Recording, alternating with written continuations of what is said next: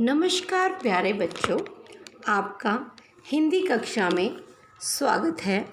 आज मैं आपको पाठ 4 देश की आन बान शान हमारा तिरंगा, जो कि हमने कल ये पाठ पूर्ण किया है पठन के साथ।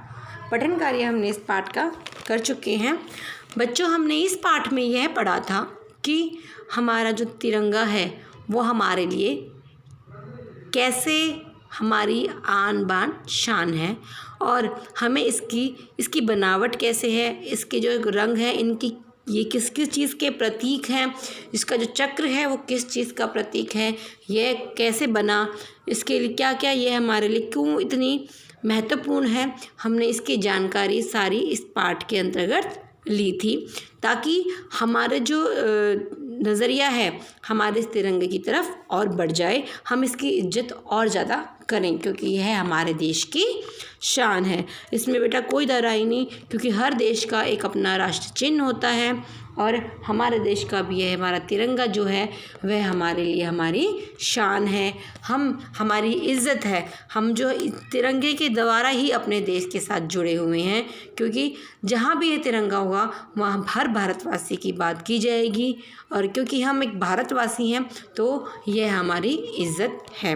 तो हमें अपने तिरंगे का सम्मान करना चाहिए, आदर करना चाहिए। और कल हमने इस पाठ में यही पढ़ा था। आज हम इस पाठ के शब्दार्थ पढ़ने जा रहे हैं, जो कि बच्चों इस प्रकार हैं, जिसमें कि पहला है ध्वज। ध्वज क्या होता है बच्चों? झंडा। ध्वज क्या होता है? झंडा। यानी झंडे का पर्यायवाची हम ध्वज और अपना तिरंगा भी कह सकते हैं। तो ध्वज का हमारा शब्दार्थ क्या होगा बच्चों? झंडा। हमारा झंडा कैसा है? 3 रंग का हमारा झंडा है, जिसमें कि 3 रंग है। सबसे ऊपर है बच्चों केसरिया रंग, उसके मध्य में है सफ़ेद रंग और उसके सबसे नीचे है हरा रंग, है ना बच्चों? आपने देखा होगा। कहो तो मैं एक बार आपको उसकी तस्वीर और दिखा देती हूँ। देखिए जी, है हमारा ध्वज, हमारा देश का झंडा, जिसे हम ध्वज कहते हैं।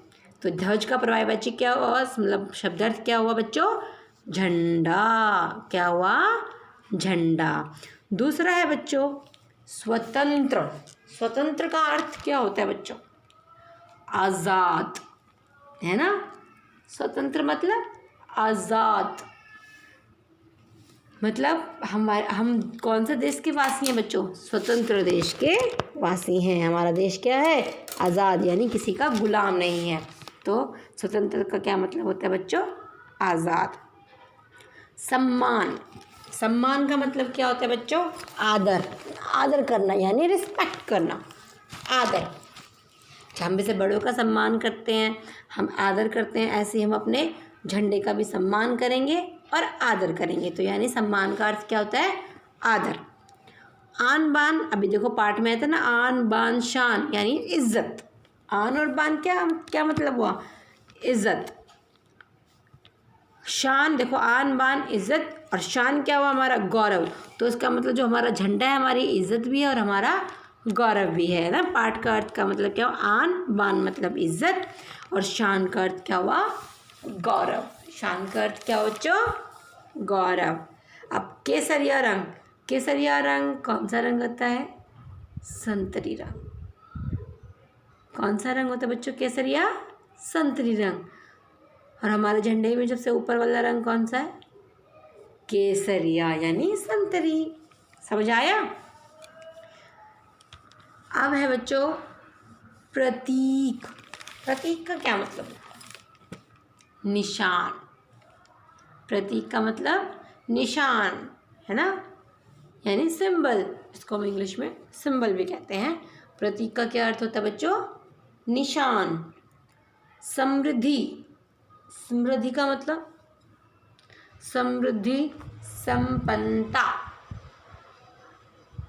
संपन्नता यानी भरपूर, संपन्न होना, पूर्ण होना। समृद्धि मतलब संपन्नता। सदाचार, अच्छा व्यवहार। सदाचार का मतलब क्या होता है? अच्छा व्यवहार।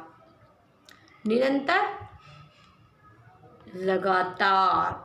निरंतर का मतलब लगातार। क्या होता है निरंतर का मतलब बच्चों?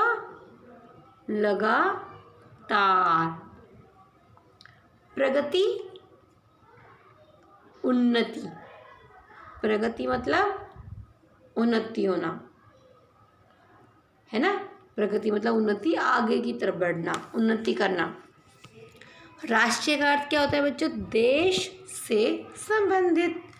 राष्ट्रीय का क्या मतलब हुआ? राष्ट्र मतलब देश, राष्ट्रीय यानी देश से संबंधित। चलो बच्चों एक बार और पढ़ते हैं इनको। ध्वज का मतलब झंडा। स्वतंत्र का मतलब आज़ाद। जैसे पंछी स्वतंत्र होते हैं, खुले आसमान में उड़ने के लिए आज़ाद होते हैं। फ्री जिसे हम कह देते हैं ना इंग्लिश में, फ्री छोड़ देना, आज़ादी। स्वतंत्र मतलब आज़ाद। सम्मान का मतलब आदर। आन बान का मतलब इज्जत। शान का मतलब गौरव। शान का मतलब गौरव। केसरी यानी केसरिया। संतरी, केसरिया मतलब संतरी। केसरिया का मतलब क्या होता है बच्चों? संतरी। प्रतीक का मतलब निशान। प्रतीक का मतलब निशान। समृद्धि, संपन्नता। समृद्धि मतलब संपन्नता। सदाचार मतलब अच्छा व्यवहार। सदाचार का मतलब अच्छा व्यवहार। निरंतर मतलब लगातार। निरंतर मतलब लगातार। प्रगति यानी आगे की तरफ बढ़ना, उन्नति। उन्नति। राष्ट्रीय मतलब देश से संबंधित। राष्ट्रीय का मतलब क्या होता है बच्चों? देश से संबंधित। बच्चों जो इसके नीचे हमने कुछ कठिन शब्द भी हैं, वो भी हमें अपनी कॉपी में लिखने हैं, तो एक बार उनको भी पढ़ा जाए। जैसे कि पहला है राष्ट्रीय, रे आ शे आधा श, राष्ट्र ट्रिय। ये जो नीचे लगा होता है इसको र बोलते, ट्र, ट र, ट्र। राष्ट्रीय। राष्ट्रीय। सम्मान, स आधा म आन, सम्मान। केसरिया, के स र प छोटी री या, केसरिया। ये जो र होता है तो पैर के नीचे प्रतीक। प्रतीक, प्रतीक। सचिवालय, ची जल्दी बोल रहे, छोटे की मात्रा, सचिवालय, सचिवालय। स्तंभ, तो जो बेटा अंक की बात है ये म की आवाज़ देगा, स्तंभ, क्योंकि ये पंचवर्ग में है। प के वर्ग में ना प फ ब भ म, जो ये है म, तो ये पंचवर्ग में है तो इसलिए स्तंभ। शीर्ष, र जो ऊपर लगता है वो र होता है, ये पहले बोला जाता है शब्द से। शीर, शीर्ष। निरंतर, निरंतर। निरंतर।